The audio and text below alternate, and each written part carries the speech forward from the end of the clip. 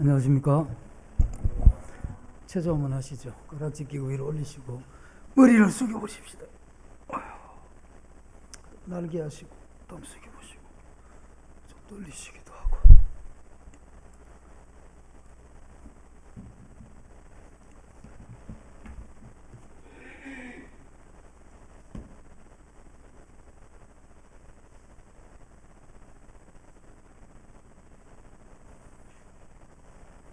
오늘은 사무엘상 2장입니다.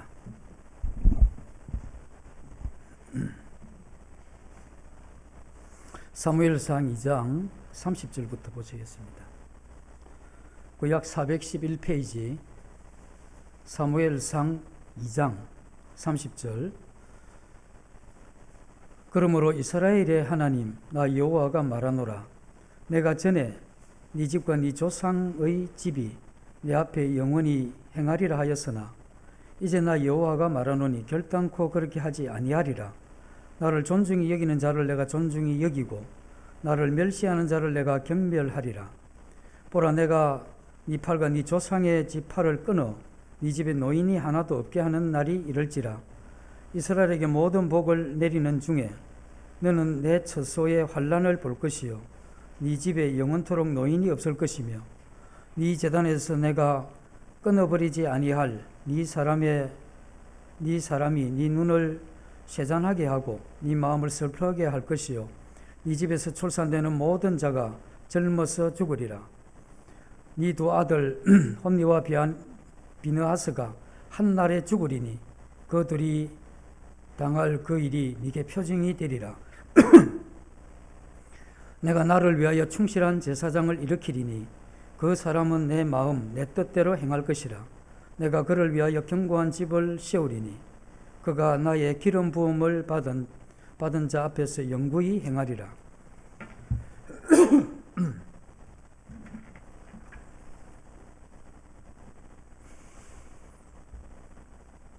처음에 이제 믿음을 가졌을 그때를 이렇게 돌아보면 이제 세월이 좀 오래되신 분들은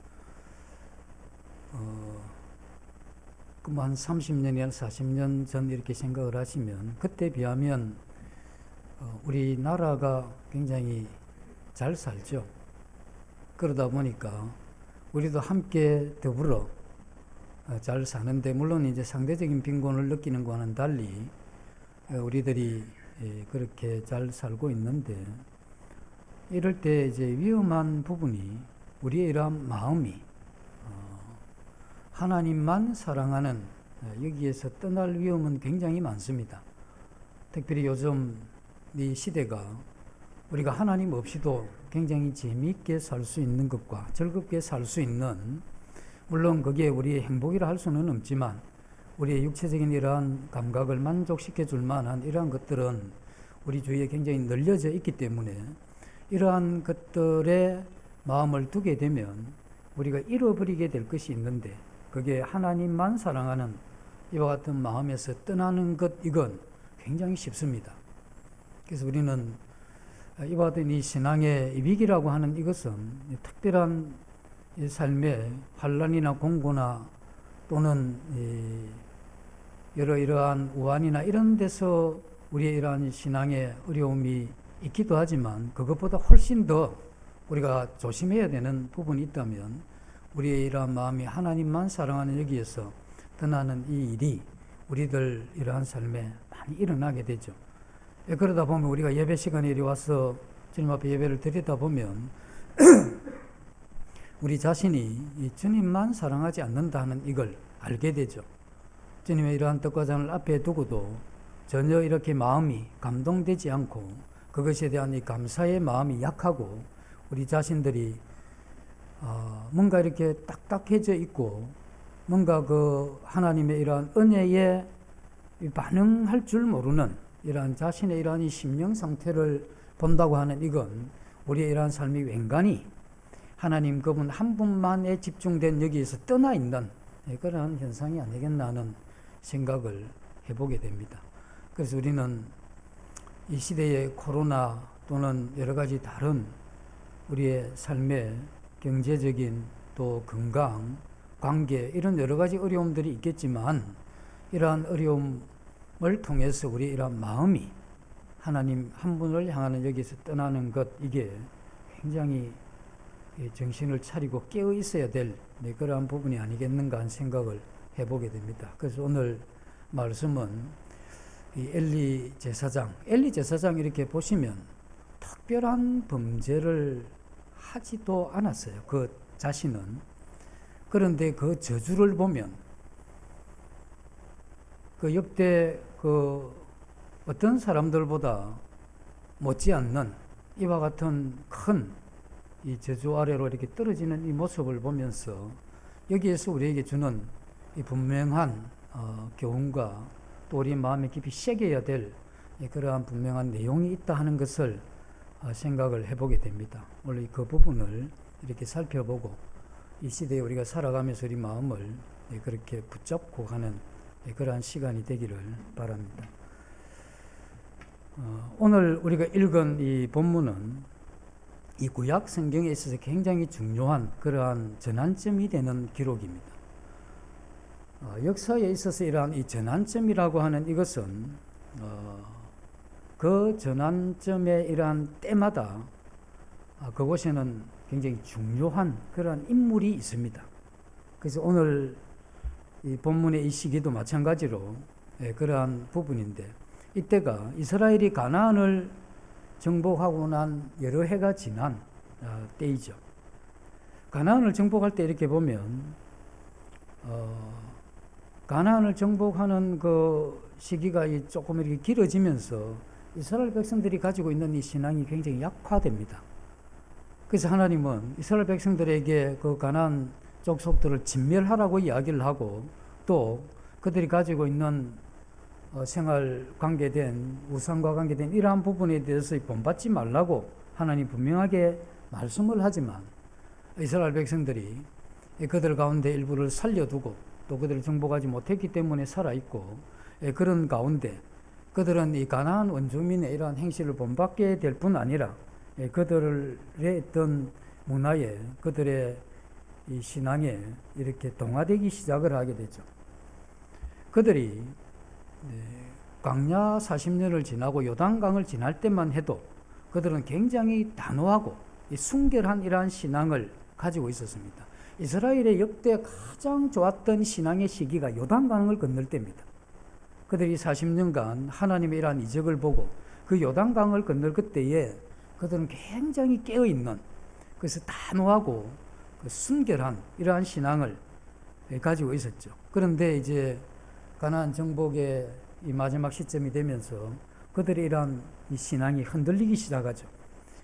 이것을 본 여호수아는 그가 이 죽음을 앞둔 이 고령의 나이에 이스라엘 백성들을 향해서, 이스라엘 백성들이 이제 이 신앙의 이러한 비탈길을 쳐서 내려오는 그 앞에 서서 이스라엘 백성들을 향해서 간곡하게 유언과 같은 이러한 설교도 하게 되죠. 그렇게 했던 여호수아도 죽게 되고, 또 여호수아와 함께 하나님의 특별한 영광을 받던 사람들도 다 죽게 됩니다. 이와 같은 다 죽고 난 이후에 이제 그들의 이 시대가 사사시대로 접어들게 되는데, 이 사사시대의 이 뒤편으로 가서 누가 나오느냐 하면 이 엘리 제사장이 나옵니다.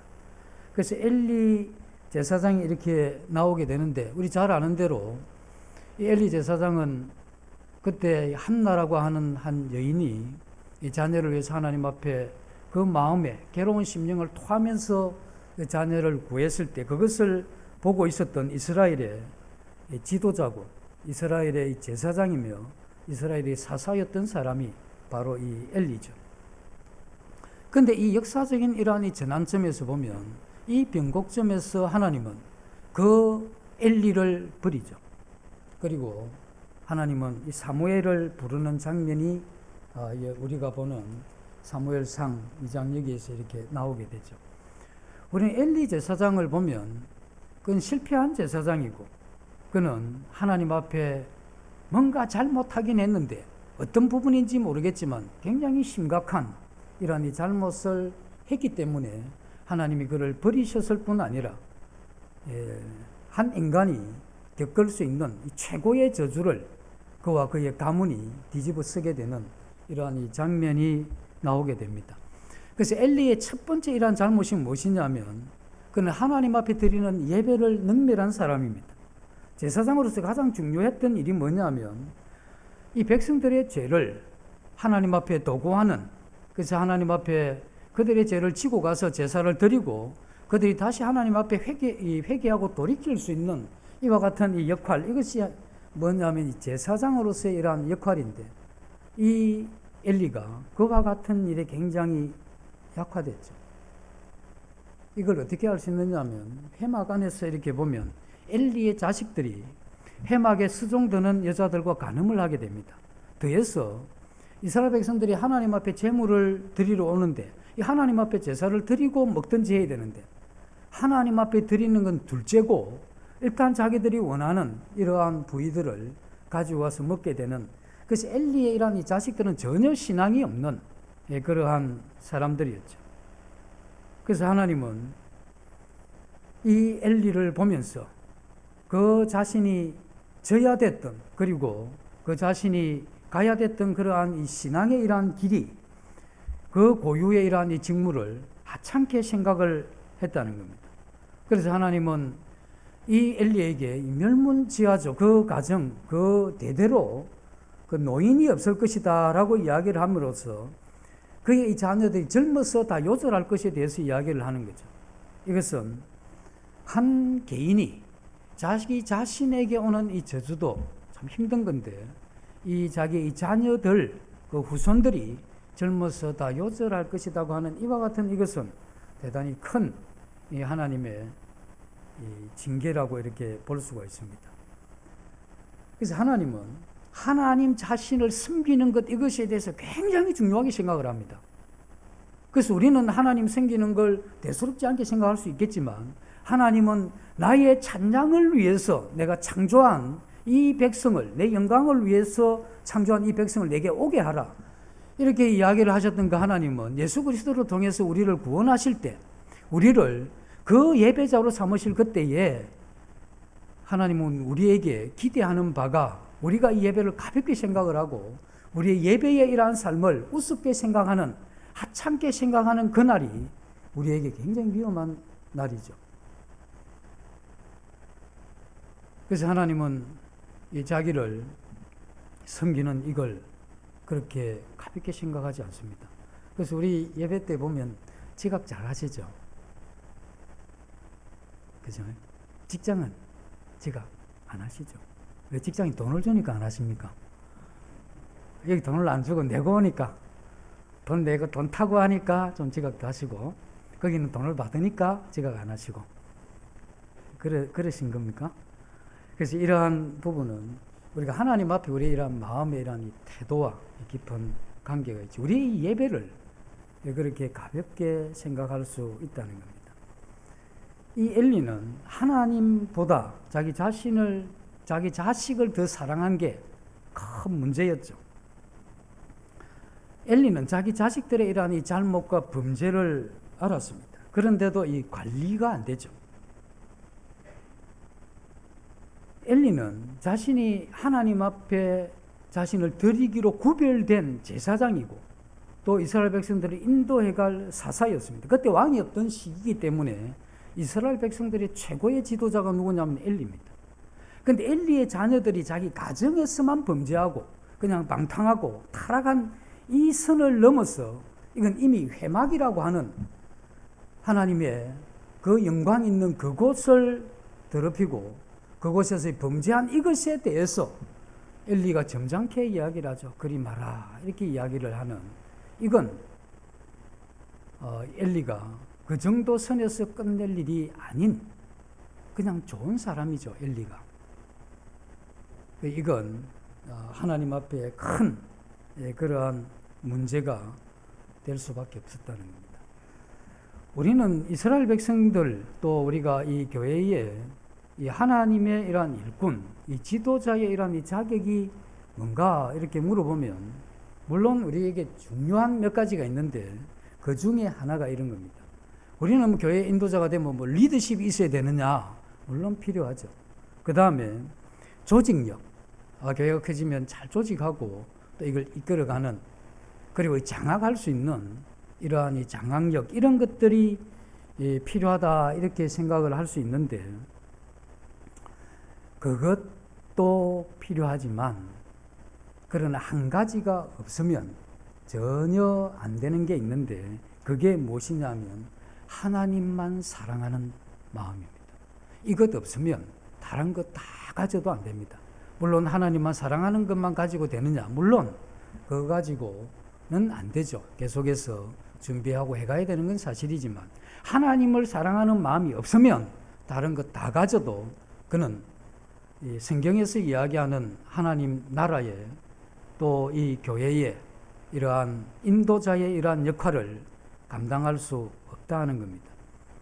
이건 예수님이 자신이 죽으신 이후에 부활하시고 성천하시게 되죠.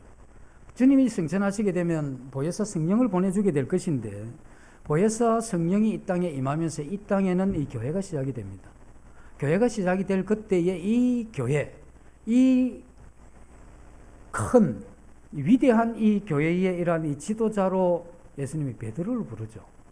베드로를 부르실 때 요한복음 21장에 야, 너 뭐 그렇게 이야기하더만 저주하여 맹세하여 뭐 나 모른다고 했는데 그때 그 어떤 마음으로 그렇게 이야기를 했나 이런 과거에 대해서 전혀 안 물으시죠. 그리고 너 공부 좀 했냐 이야기도 안 묻습니다. 집에 가진 재산은 이것도 안 묻죠. 그리고 너 뭐 좀 리더십이 있나 또 뭐 조직력은 어떠나 내가 이걸 맡기면 너 어떻게 잘 해볼 수 있는 재능이 있나 이런 거 전혀 안 묻고 하나만 딱 묻습니다. 이게 뭘 묻느냐면 네가 나를 사랑하느냐 이걸 묻죠.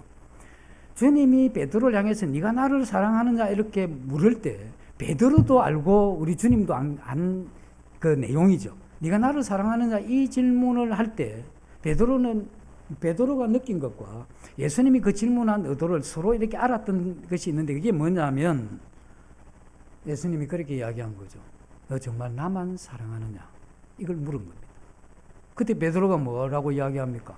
예수님 당신이 내 안에 들어와서 나를 체험한다 할지라도 내가 주님만 사랑하는 줄 주님이 아실 겁니다. 이런 고백을 하죠. 그래서 주님은 이 땅에 있는 이러한 이 지도자, 인도자의 유일한 가장 중요한 이러한 이 자격으로 주님만 사랑하는 겁니다. 이게 오늘날 우리 모든 신앙인들에게 이게 필요하죠. 여기에서 벗어나게 되면 우리는 생각보다 육신적인 그리스도인 그리고 문의는 그리스도인인데 그는 하나님 앞에 쓰임을 받을 만한 그러한 사람이 못 됩니다. 그래서 우리에게 가장 중요한 게 있다면 주님 그분만 사랑하느냐 하는 이와 같은 질문을 우리에게 해야 되죠. 그런데 엘리는 자식을 더 사랑했습니다. 그러면 성경에는 그렇게 나오죠. 자녀를 사랑하라 하잖아요. 그죠? 또 남편은 아내를 사랑하라고 이야기를 합니다. 그런데 여기에서 자식을 더 사랑한 그게 무슨 문제가 됩니까? 이렇게 이야기를 할 수 있죠. 근데 주님은 또 뭐라고 이야기하느냐 하면 네 처자보다 나를 더 사랑치 않으면 내게 합당치 아니하고 이렇게 이야기를 합니다. 그리고 그 가족을 미워하지 않으면 또 내게 합당치 아니하고 그건 주님 사랑하라 말입니까? 말라고 하는 말입니까? 이게 무슨 이야기입니까? 이렇게 질문할 수 있는데 우리가 이 부분의 해답과 아울러 엘리가 자녀를 사랑한 이게 왜 그게 문제가 되는지 이 엘리가 그 하나님 앞에 이 멸문지화를 당했던 이 가장 중요한 이유가 바로 이거거든요. 자식을 사랑하는데 이게 왜 이게 문제가 되느냐 하면 우리가 이 사랑에 대해서 생각을 해보면 이 부분 굉장히 중요한 부분이기 때문에 이거 잊어버리면 안 됩니다. 이걸 잊게 되면 이 성경에 앞으로 나온 이런 부분이 이해가 잘 안 돼요. 어쩌라 말입니까? 이렇게 나오죠. 이게 뭔 이야기냐면 이 사랑은 그 사랑의 성격상 나누어지는 게 아닙니다. 그리고 들어지는 것도 아니고 그 나누어지고 들어진다고 하는 이게 뭘 이야기냐면 하나님이 가지고 있는 속성 중에 하나가 사랑인데 하나님이 저 사람도 사랑하고 또 이 사람도 사랑하고 또 나도 사랑하잖아요. 그래서 하나님이 나를 사랑하고 또 저 사람을 많이 사랑해. 저 사람은 더 많이 사랑하는 것 같아. 근데 하나님이 저 사람을 더 많이 사랑한다 해도 내 마음에 무엇이 안 생기느냐면 소외감이 안 듭니다. 그리고 시기심이 없죠. 하나님이 저 사람을 더 사랑해도 내가 그 하나님에 대한 시기심이나 질투심이나 소외감 이런 거 안 들죠. 듭니까? 전혀 안 들잖아요. 근데 인간은 어떻습니까? 특히 이제 남자들은 학교 가면 뭘 합니까? 누가 주무기 세 나이가 서열을 딱 정합니다. 요즘은 모르겠는데 옛날에 그랬다 이야기입니다. 지금은 여학생들은 어떻습니까? 누가 나를 좋아하나? 이게 굉장히 중요하죠. 근데 인간은 글쎄 자녀들도 마찬가지죠. 자녀들인데 이 부모님이 위에만 좋아하고 밑에를 안 좋아하면 이 불편해지는 겁니다. 부모를 할지라도 쟤만 사랑하냐 이렇게 이야기를 하죠. 그런데 내가 만약에 하나님의 이러한 사랑으로 충만해지게 되면 어떤 현상이 일어나느냐 하면 내가 하나님의 사랑에 충만하면 내가 가정도 사랑합니다. 그리고 교회도 사랑하죠. 직장도 사랑합니다. 그리고 이웃도 사랑합니다. 다 사랑하죠. 그러면 내가 정말 하나님을 사랑하면 여기서 우리가 이제 실수하는 것 중에 하나가 그러면 우리가 살며 신앙을 하면서 가정이 우선입니까? 교회가 우선입니까? 직장이 우선입니까? 이렇게 물으면 어느 게 우선입니까?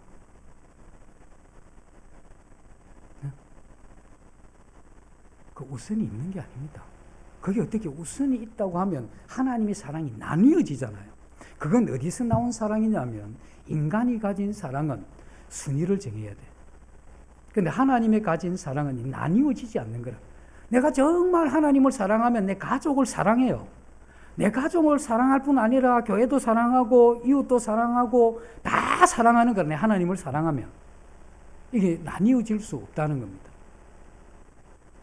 그리고 덜하지 않다는 건 뭐냐면 내가 하나님을 많이 사랑하면 내가 가정을 되게 사랑하다가 보니까 가정 90% 사랑하니까 이제 10% 가지고 이제 직장, 교회 사랑한다. 이게 나누어지는 거잖아요. 네? 그래서 하나님의 사랑은 나누어지지도 않고 들어서 이렇게 떼가지고 나누는 자기가 100만 원 있으면 90만 원 여기 쓰고 5만 원 쓰고 이런 형태의 사랑이 아니다 이 이야기입니다. 그래서 하나님의 사랑은 나뉘어지지도 않고 들어서 쓰는 그런 형태의 사랑이 아닙니다. 만약에 그렇게 생각이 들면 이건 하나님으로부터 그 사랑이 아니고 인간이 생각할 수 있는 그러한 사랑이죠. 그건 얼마든지 사람은 그렇게 할 수밖에 없죠. 그래서 우리는 똑같은 이러한 논리로 우리가 이와 같은 사랑을 하게 될 때 우리는 하나님과 같은 이러한 전능한 존재가 아닙니다. 그런데 우리가 어떻게 그것을 그렇게 할 수 있느냐고 하면 동기 자체가 하나님에 대한 사랑에서 비롯되면 이게 사랑이 나뉘지 않습니다. 그리고 들어서 옮기고 프로테지 많고 적고 이런 게 없다 이 말. 그 동기가 그것이 하나님에 대한 이 사랑으로 그렇게 돼야 된다는 거죠. 어떤 한 여인이 사랑하는 남자를 이렇게 만나게 되면 이전에는 자기의 인생에 대해서 직업에 대해서 관계에 대해서 전혀 관심이 없다가 막무가내로 이렇게 했는데 이 여인이 어떤 남자를 사랑하게 되면 몸에 좋다는 음식도 또 얼굴이 이뻐진다는 것도 좀 바르고 그리고 운동도 하고 이렇게 하면서 이런 것들을 다 이렇게 하게 되죠. 그러면 그 남자 편에서 볼 때 이 여자가 그런 쪽에 시간을 많이 들이고 그렇게 하니까 이 남자가 시기심을 느끼고 불편하고 질투가 느끼는 그런 게 아니잖아요. 네? 그 뭐냐면 그 여인이 한 남자를 사랑함으로써 다른 것에 대한 이러한 이 느낌이나 이런 게 좋아지잖아요. 안 해봤는 모양.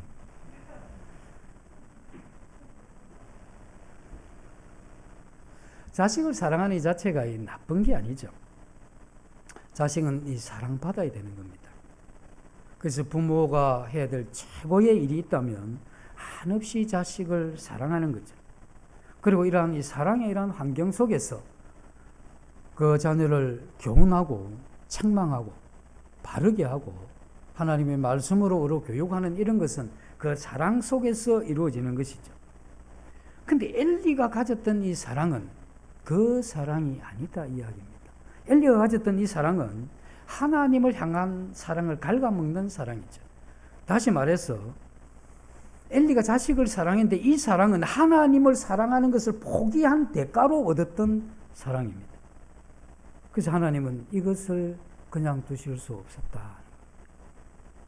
그래서 우리가 하나님만 사랑하는 이걸 포기하고 얻었던 그 사랑에 대해서 하나님은 그건 전혀 넘어갈 수 없는 그러한 부분이 되죠. 왜냐하면 그건 우상이 되니까. 그래서 하나님은 엘리를 버리신 거죠. 하나님이 엘리를 버리셨다고 우리는 보지만 사실은 엘리가 먼저 하나님을 철저하게 버린 사람입니다. 그는 자신이 그걸 버린다고 생각을 못했을 수도 있죠. 내가 자녀를 사랑했는데 이게 하나님만 사랑하는 이것을 접으면서 자기가 자녀를 사랑하고 있다는 것까지도 감지가 안 됐을 수도 있다는 겁니다. 그러니까 하나님은 이것에 대해서 분명하게 했던 거죠. 엘리를 보면 굉장히 슬픈 생각이 납니다. 그래서 왜 그런 생각이 나느냐 하면 사무엘이 애 꼬마잖아요. 꼬마가 조그만한 애가 엘리한테 와서 저를 부르셨나요? 이렇게 묻죠. 그때 엘리가 뭐라고 이야기합니까? 나 안 불렀다. 같이 하라. 이렇게 이야기를 하죠.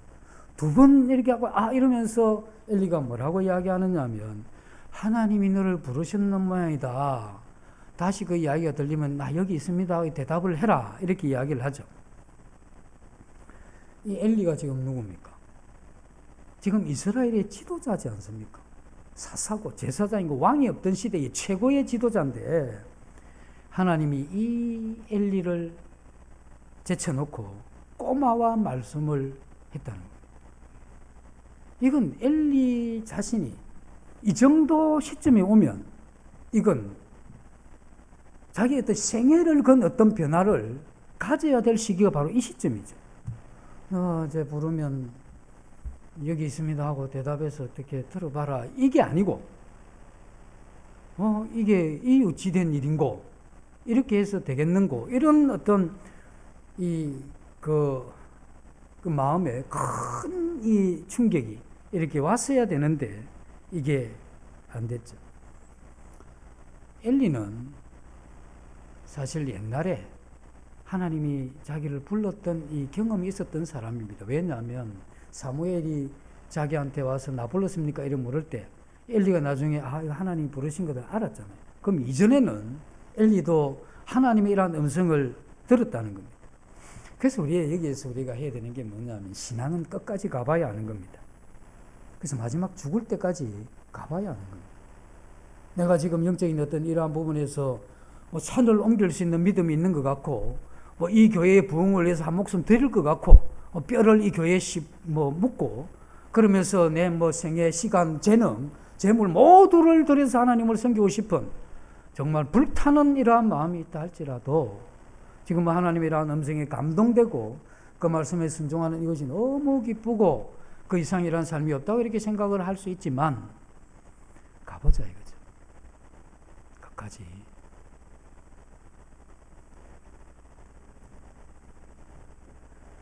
하나님은 엘리의 이러한 가문을 완전히 파멸로 보내기 전에 하나님께서 먼저 영적으로 철저하게 엘리를 버리는 겁니다. 영적으로 엘리를 철저하게 버렸다는 게 뭡니까? 사무엘에게는 꼬마 인턴이 이야기하는데 말씀 안 하시겠다 이거죠. 왜? 이 엘리가 하나님 사랑을 포기하고 자녀 사랑하는 쪽으로 옮겨버렸죠. 하나님도 그러면 나도 내 음성을 듣고 나를 사랑하는 사람을 찾겠다, 이런 이야기 아니겠습니까? 이 부분을 보면 우리가 살아가면서 우리의 이러한 자선이 무엇이고 또 우리가 소유하는 이 소유가 뭐냐. 이스라엘의 구약에 보면 하나님은 나의 기업이요, 하나님은 나의 분깃이요, 이런 말씀이 있잖아요. 이건 유산과 같은 거거든. 이건 굉장히 이스라엘 백성들에게 중요한 부분인데 그게 이제 이런 겁니다. 나의 분깃이요, 나의 그 소유, 그 나의 기업, 이걸 이게 생각을 해보면, 그 의미를 생각하면 이런 거죠. 유산을 생각을 해보면 이런 겁니다. 기업이라고 했을 때 그때 당시에 이 농경사회인데, 농경사회에서 기업이라고 했을 때 땅을 의미합니다. 만약에 이 시대로 돌아가서 땅이 없으면 어떻게 되겠습니까? 땅이 없으면 종이 된다는 걸 의미합니다. 이때 옛날에 이 소작인들의 비참한 이러한 삶을 보게 되죠. 그 옛날에 한때 그 흑인 나왔던 그 뿔이라고 하는 그 생각이 나시죠? 재밌게 보셨던 분이 있을 건데, 그때 자기가 추장의 아들이었는데 잡혀 팔려와가지고 비참한 삶을 대를 이어서 살아가잖아요. 자기가 가진 땅을 잃어버리면 이때 당시에 그렇게 살 수밖에 없는 거예요. 기업이 있다, 땅이 있다고 하는 것은 이미 지배계층으로 진입하는 것이고, 이것이 없다고 하는 것은 종으로 전락하는 겁니다. 그래서 여호와가 나의 기업이요 나의 분깃이라고 하는 이러한 고백은 농경사회로 돌아가서 이렇게 생각하면 하나님 그분이 나의 전부다고 하는 이거가 똑같은 의미입니다. 그 여호와는 나의 분깃이요 나의 기업이다 고 이야기하는 그 마음속에는 하나님 그분은 나의 전부 되시는 분입니다 하는 이걸 포함한 겁니다. 우리도 우리의 이러한 이 소유가 하나님이죠. 우리의 기업이 하나님이고 우리의 분깃이 하나님이죠. 만약에 하나님이 안 계시다면 내가 가진 것 가운데 어떤 것이 영원한 것이 있으며 내가 가진 어떤 것이 나를 보호해줄 어떤 것이 이 세상에 어디 있습니까? 그래서 우리의 이러한 생애에 하나님 그분이 나의 분깃이고 나의 기업이다 하는 이 신앙. 그래서 엘리는 불행하기도 기업 대신 분깃되는 이 하나님을 잃어버린 겁니다. 그 자기 자녀들과 자신이 예언대로 한날에 죽게 되죠. 두 자녀가 전쟁에서 죽고 이 소식을 들은 엘리가 의자에서 넘어져 이 목이 꺾여서 죽게 되는 이와 같은 데까지 이르게 되죠. 그래서 그 제사장 그 아름다운 직분이 사무엘에게로 넘어가는 이게 이 역사의 전환점이고 변곡점이죠. 그래서 우리는 참 잘 살아야 되는 겁니다. 우리가 하나님 안에 살 때는 하나님 안에 산다는 게 참 별거 아닌 것 같을 때 느껴져요. 뭐 익숙해지면 늘 이런 것 같고 늘 하나님이 좋고 찬양하고 이러면 거기에 타성에 젖어서 이게 그렇게 좋은지 그렇게 아름다운 건지 이게 그렇게 이 세상에 무엇과도 바꿀 수 없는 이 생명과 같이 정말 좋은 것이다 하는 이런 것이 점점 약해지죠. 그래서 이 분깃과 같은 이건 공기와 같은 것이기 때문에 늘 숨쉬면 공기 이거 망상 있는 건데 이런 생각이 들지만 공기 없는데 한 1분만 넣어 놓으면 야단나죠. 그래서 우리가 하나님 앞에 하나님만 우리 인생에 사랑할 존재라고 생각하면서 사는 이건 정말 아름다운 겁니다. 그게 아름다운 거고 그 이상 우리 인생에게 주어질 더 어떤 것이 있을 수 없는 그런 거죠. 근데 우리가 그것을 가볍게 생각하면 그것을 포기하고 자기 자녀를 사랑하는 하나님만 사랑하는 이것을 포기한 대가로 자기 자녀를 사랑하는 이건 이 우상으로 자기 자녀를 만들어버리는 데까지 가게 되는 것이죠. 하나님은 이런 부분을 보면서 완벽할 정도로 엘리 가문의 몰락을 예언을 해버린 거죠. 우리는 여기에서 중요한 진리를 하나 깨닫게 되는데 하나님은 자기를 사랑하는 자를 사랑하고 자기를 존중히 여기는 자를 존중이 여긴다 이렇게 이야기를 하죠. 우리가 질문해야 되는 것은 하나님은 그러면 정말 하나님이 원하시는 사람이 누굽니까? 이래 물으면 사무엘이죠.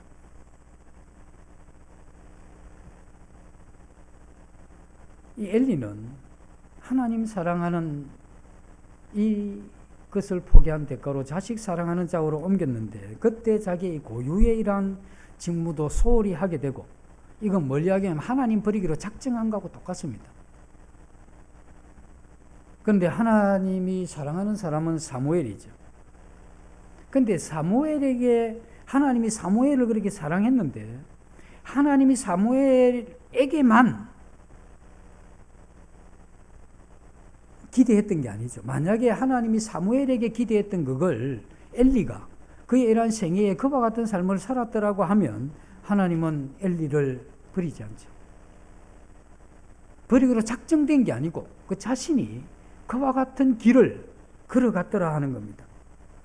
그 사람이 어떤 사람이냐면 여기 우리가 보셨던 대로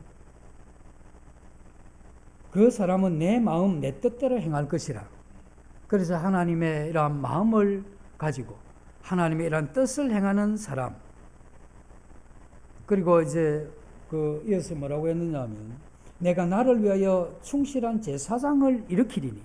이건 뭡니까? 엘리 아니다 이야기입니다. 엘리가 당시에 사사이기도 하고 그 당시에 제사장이기도 하지만 하나님 볼 때 이제 아니다 이야기입니다. 이제 이 엘리는 아니고 내가 정말 또 다른 충실한 제사장을 일으키겠다 이렇게 이야기를 했죠. 하나님은 하나님 자신을 위해서 자신의 영광을 위해서 자신이 열심을 내는 장면입니다. 이게 굉장히 위험한 건데 하나님은 자신의 영광을 자신의 이름을 엘리라고 하는 그 제사장 그 사사에게 기대했던 거죠. 그런데 이제 그가 그 하나님을 버리고 자기 자녀를 우상 삼아 그 길을 가게 되면서 이제 하나님 자신이 자신의 영광을 챙기기 시작했다 이 이야기 아니겠습니까? 이건 뭐냐면 성경 전체에 흐르고 있는 게 뭐냐면 인간이 아무리 범죄하고 하나님을 거절하고 대적하고 하나님을 빗나가도 하나님 자신은 자기 이름과 자기 영광을 위해서 자기가 열심을 내는 이건 성경 전체에 흐르는 굉장히 중요한 관통하는 물줄기와 같은 겁니다. 하나님은 자기의 영광을 위해서 나중에 자기가 챙기는 겁니다. 사람이 전부 다 떠나도 하나님은 또 다른 사람에게 그 마음에 감동을 허락하시고 영생을 허락해서 그로 하여금 그 일을 하게 하시겠다 이 이야기죠. 근데 이제 우리가 별로 마음이 안 들죠.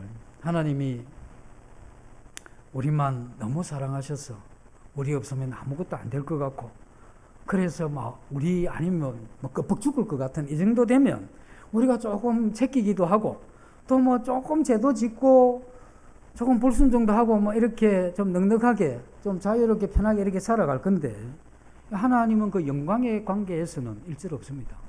하나님은 사랑이시긴 한데 사랑이라고 하는 이건 하나님의 대표적인 속성이기도 하지만 하나님 전체를 그 하나의 속성만 있는 게 아니죠.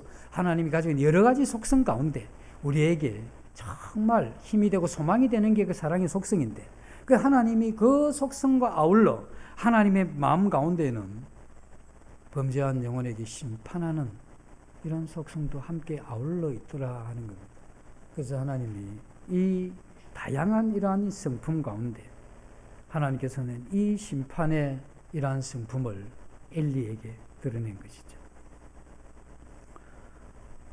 하나님은 나를 위해서 충실한 제사장을 일으키겠다 하는 이 말은 뭘 이야기하느냐 하면 엘리 가문을 향한 이 뼈저린 어떤 그런 감정을 지금 인간적인 화법에서 표현한 겁니다. 왜 제사장이 있잖아요. 사사도 있고 이스라엘 지도자로 세워놨는데 근데 이 가정에 대해서 이 가문에 대해서 하나님의 이런 마음 가운데 너무 아니다. 그래서 그 감정의 이러한 표현이 내가 충실한 또 다른 제사장을 일으키겠다. 끝났다는 이야기입니다. 사실 엘리는 온 백성을 하나님 위해서 살도록 가르쳐야 되고 다스리고 지도해야 될 그러한 가문이었는데 하나님 한 분만 사랑하는 이걸 포기했던 사람이죠. 그리고 그 영광을 위해서 살지 않았던 사람입니다. 그래서 하나님은 스스로 자기 자신의 영광을 자기가 챙기겠다 이거죠. 하나님이 자신의 영광을 챙기는 그때 반드시 있는 게 뭐냐면 강력한 심판입니다. 하나님이 지금 왜 자기의 영광을 자기가 챙깁니까? 챙길 수 있도록 다 해놨는데 안 챙기니까. 그럼 그것에 대해서 어떻게 하겠습니까? 하나님의 단호한 사랑 외에 이러한 심판의 이 속성을 드러내고 그 뼈저린 하나님의 이러한 마음을 내가 또 다른 사람을 세워서 그 일을 하겠다. 이런 표현이죠. 엘리가 처음 부르심을 받은 대로 하나님의 영광을 위해서 살고 하나님을 섬기는 이것을 인생의 보람으로 알고 그 죄 가운데 있는 자들을 중보하기도 하고 하나님께 이끄는 이 일에 자기 이러한 생애를 바치면서 살아갔더라고 하면 하나님이 엘리 가문을 버리실 일이 없죠. 우리도 이 땅에 지금 살면서 제사장이지 않습니까? 베드로가 그렇게 이야기를 했습니다. 너희는 다 왕같은 제사장들이요. 내가 하나님 앞에 왕같은 제사장을 택하신 족속이라고 했는데 우리는 그의 소유된 백성이라고 했는데 내가 이 놀라운, 이 영광스러운 이 제사장의 이러한 직분, 이건 우리를 구원하신 그 하나님의 아름다운 이 덕을 이 세상에 선전하기 위해서 부른 하나님의 이러한 이 제사장인데 이러한 이 제사장이 가지고 있는 인생의 가장 큰 목표가 무엇이어야 되느냐 하면 그 이름의 영광을 위하여 이 제사장의 이러한 생애가 드려져야 되는 겁니다.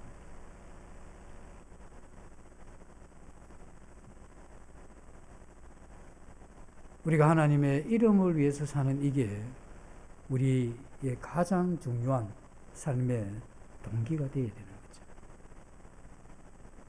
우리 성도라고 하면, 우리가 왕같은 제사장이라고 하면 우리는 하나님만 사랑하는 것, 내가 하나님만 사랑합니다 하고 입은 서비스로 하나님 앞에 드렸는데 우리가 하나님의 영광에 대한 매일의 삶이 현저하게 부족하다면 그는 하나님의 이러한 사람이라고 입증할 수 있는 길이 없다는 겁니다. 우리가 전심으로 하나님을 사랑하고 하나님을 섬긴다고 하면 하나님이 이 땅에서 그 이름이 높임을 받고 그 영광 받는 이것이 내 생애에서 가장 중요한 나를 부르신 그분이 나를 제사장 삼으신 그분 앞에 나의 이러한 그 태도가 명확하다고 하면 우리는 이 세상에서 아직 예수 그리스도 그 하나님의 이름이 존귀히 여김을 받지 못하고 그 하나님의 이름이 밟히는 이러한 이 세상에 대해서 분노가 있어야 되고 깊은 마음에 고통이 있는 이러한 사람, 주님의 이름이 무시당하고 나조차도 그 이름을 밟는 이러한 가운데 있다면 내가 정말 하나님의 사람이라고 말하기는 힘들다는 겁니다. 엘리가 잃어버렸던 게 바로 이거죠. 이걸 잃어버린 겁니다. 잃어버렸다기보다 그걸 하나님 한 분만 사랑하는 이걸 거절한 거죠. 그리고 그는 그 마음에 자녀를 그 자리에 대신했다. 그래서 하나님은 엘리가 버렸던 그것, 그 자기 이름의 영광을 위해서 살기를 기대했던 그 사람이 그것을 버렸을 그때에 하나님은 그 영광을 되찾기를 원했던 겁니다. 그래서 하나님은 그 영광을 되찾게 해줄 그 사람을 찾는 거죠. 그게 누구냐면 사무엘입니다. 그게 누구냐면 오늘날 우리 자신이 되어야 되는 거죠. 하나님의 이러한 역사 속에 하나님이 쓰신 사람들이 정말 다 똑똑했느냐? 별로 그렇지도 않아요.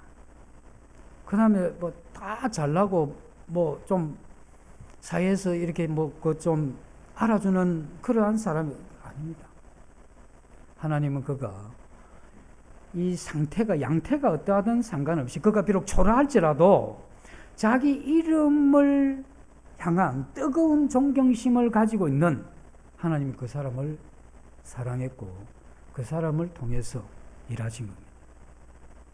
구약의 인물 가운데 아브라함, 노아, 야곱, 요셉 이러한 종교 인물들의 공통점이 뭐냐면 유능함이 아닙니다. 내가 유능하기 때문에 이 교회에 있을 것 같으면 공부 많이 한 사람들만 자꾸 오시면 좋죠. 유능한 사람이 아니라 하나님 자신의 이름에 대하여 생애적인 집착을 가진 사람이라 해야 됩니다. 이건 그냥 뭐 어떻게 좀 감동되면 이게 아니고 내 이런 전 생애에 하나님의 이런 이름에 대한 이 집착이 있어야 되는 겁니다. 이걸 빼면 내 인생이 아니다는 거예요. 이걸 만약에 빼게 되면 삶의 의미도 가치도 살아가야 될 힘도 어떤 비전도 꿈도 소망 아무것도 없게 되는 것, 그게 주님의 이름의 영광을 위한 그 이름을 위한 이 생애적인 집착을 이야기하는 거죠. 이게 오늘날 이게 희석되고 있다는 겁니다. 이게 지금 약해지고 이 하나님을 하나님만 사랑하는 이것을 포기하고 어떤 다른 것을 향해 가는 이게 우상숭배죠. 하나님은 이 우상숭배자들에게 어떻게 하나님의 이름의 영광을 그에게 맡길 수가 없죠. 그래서 하나님은 그를 버립니다. 그리고 하나님은 자신이 스스로 자기 이름의 영광을 위해서 자기 마음, 그 뜻을 행할 그 충실한 한 사람을 내가 찾겠다. 이건 그 하나님의 사랑을, 하나님만 사랑하는 이것을 버린 이 사람들을 향한 하나님의 뼈아픈 어떤 감정이 들어있는 그런 표현입니다. 그래서 우리 자신도 왕 같은 제사장이고 우리 마땅히 하나님 그분 한 분만 위해서 이렇게 살아갈 때 그때 우리의 이러한 생애에도 가치가 있는 겁니다. 그리고 의미도 있게 되고 거기에 하나님 주시는 행복도 있고 그 하나님이 주시는 영적 모든 신령함이 그것을 통해서 우리에게 주어지기 때문에 우리가 오늘날 조심해야 될 하나님 그분만 사랑하는 이것에서 벗어나서는 안 된다 하는 이러한 각오를 해야 되고, 우리는 그가 특별히 엘리가 뭔 그런 범죄를 했습니까? 사람을 죽였습니까? 강도짓을 했습니까? 뭘 했습니까? 적군과 내통해서 나라를 팔아먹었습니까? 그거 한 건 뭐가 아무것도 없잖아요. 단지 하나님 사랑하는 거 버리고 대가로 자식 사랑하고 밖에 돼 있습니까? 그런데 그에게 주어진 그 하나님의 그 뼈저린 아픈 말이 그거죠. 내가 너 말고 또 다른 사람을 일으키겠다. 그래서 우리가 어떤 큰 범죄만 생각할 게 아니고 하나님 그분만 사랑하지 못하는 이 마음에 대해서 우리는 지켜나가야 될 의무가 우리에게 있더라. 그런 이야기죠. 그래서 한 주 우리가 하나님만 사랑하는지 한번 이렇게 살펴보시고 우리의 마음을 새롭게 하는 한 주가 되면 좋겠습니다. 잠시 기도하고 마치겠습니다. 주님, 쉽게 주님의 이러한 사랑에서 이탈될 수 있는 이러한 승량을 가진 저희들에게 은혜를 베푸셔서 주님의 이름의 영광을 위한 생애적인 이러한 집착을 가질 수 있도록 도와주시기를 원합니다. 예수님 이름으로 기도드립니다. 아멘.